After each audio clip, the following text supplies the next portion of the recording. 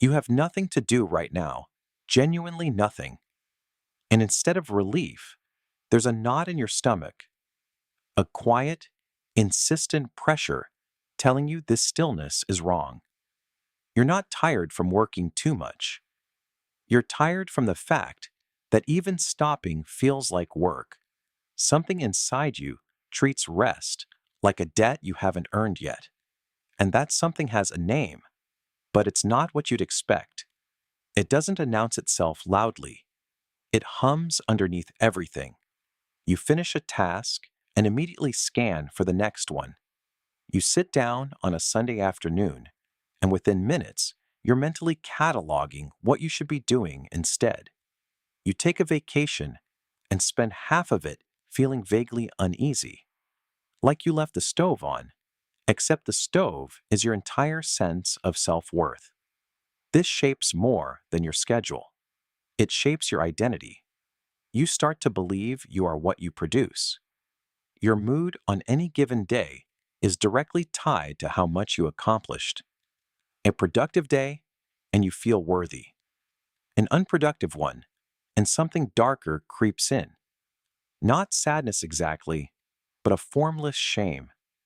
As if by resting, you revealed something embarrassing about yourself. Your relationships feel it too. You resent people who rest easily. You admire them and envy them and quietly judge them, all at once. Because if they can rest without guilt, either they know something you don't, or they just don't care as much as you do. Psychologists call this contingent self-worth. When your sense of value depends entirely on meeting specific conditions. For you, the condition is motion, output, visible effort. But here's the uncomfortable question. Who decided that stillness means you're failing? You did not decide this. It was decided for you, long before you could question it. Rest guilt is almost never about laziness. It's a survival adaptation built in environments where love or approval was conditional on performance. Maybe praise only came after achievement. Maybe doing nothing was met with criticism or disappointment. Maybe your household had an invisible rule. Usefulness equals belonging. Psychologist Carl Rogers called these conditions of worth the unspoken standards a child absorbs about what makes them acceptable.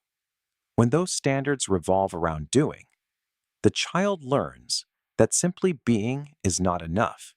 You didn't become a person who can't rest. You became a person whose nervous system flags rest as dangerous. Because once it was. That's not a flaw. That's an adaptation that kept you safe in a world that measured your value by your effort. The problem is that you left that world, but the rule stayed. Here's what's happening beneath the guilt. Your amygdala, the brain's threat detection center, has learned to associate inactivity with social danger, not physical harm, but something your brain considers equally serious: the risk of being seen as worthless or dispensable.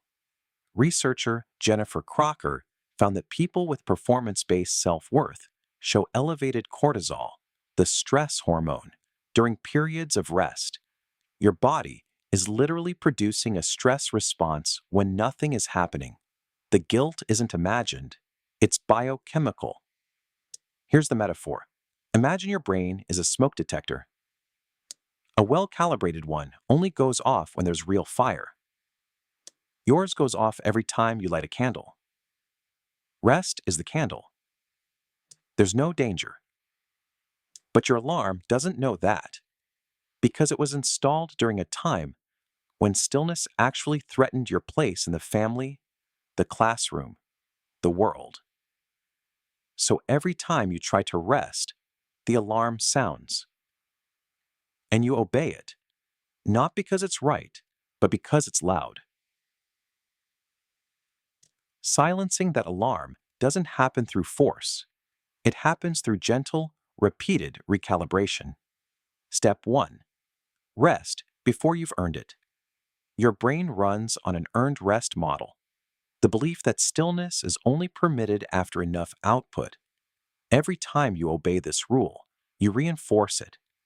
The shift is to deliberately rest when the list isn't done. This is deconditioning, weakening a learned association by breaking the pattern it depends on. Real example, it's Saturday morning. Instead of starting tasks to earn the evening off, you sit with your coffee. No phone, no plan. The guilt rises. You let it pass like weather. That's the entire practice. Step 2. Ask whose voice it is. When guilt surfaces during rest, pause and listen closely. Often, it doesn't sound like you. It sounds like a parent, a teacher, a cultural expectation.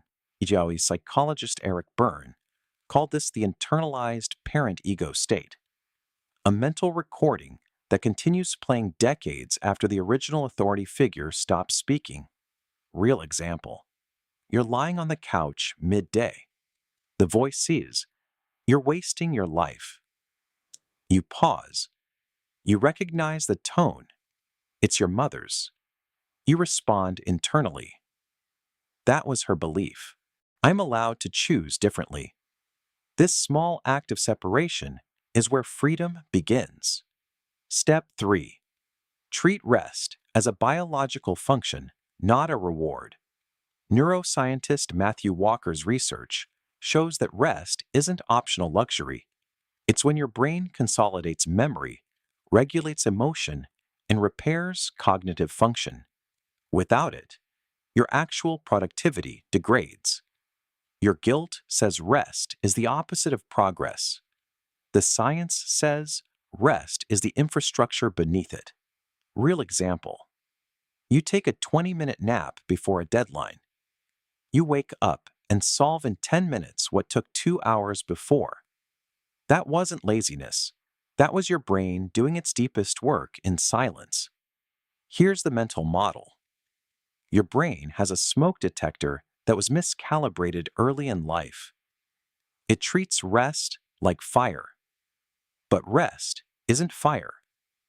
It never was. Every time you rest without obeying the alarm, you're teaching your nervous system something it never learned the first time. That you don't disappear when you stop moving. That you are not your output. That stillness is not emptiness. It's ground. You don't need to finish everything before you're allowed to stop. You don't need to justify a quiet afternoon to anyone, including yourself. The guilt will come. It might always come, but it gets quieter each time you refuse to let it drive. Because the most honest thing you may ever learn is this: you were worthy before you did anything today, and you still are, right now, doing nothing at all.